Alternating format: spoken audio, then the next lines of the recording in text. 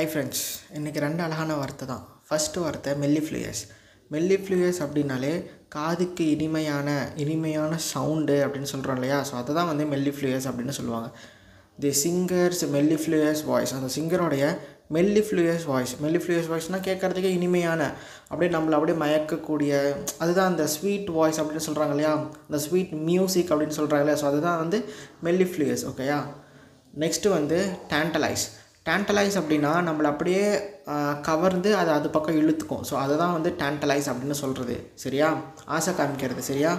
இது எப்படி சென்டென்ஸில் யூஸ் பண்ணான்னா, the trailer of the new movie tantalised fans. Okay, அந்த நியூ மூவியோடைய ட்ரைலர் வந்து என்ன பண்ணுச்சு, ஃபேன்ஸை வந்து டேண்டலைஸ் பண்ணுச்சு. ஓகே, டேண்டலைஸ்னால் அது பக்கம் இழுத்துச்சு, அந்த மூவி எப்போ வரும்னு ஒரு ஈகர்னஸாக தூண்டி விடுறது. ஸோ அதுதான் சொல்கிறாங்க. ஓகே, ரெண்டு வார்த்தை. மெல்லிஃப்ளூயஸ்னால் இனிமையான, காதுக்கு இனிமையான, அப்படியே தேன் வந்து பாயுதுன்றாங்களே. ஸோ அந்த மாதிரி டேண்டலைஸ் அப்படின்னா அது பக்கம் இழுக்கிறது. சரியா?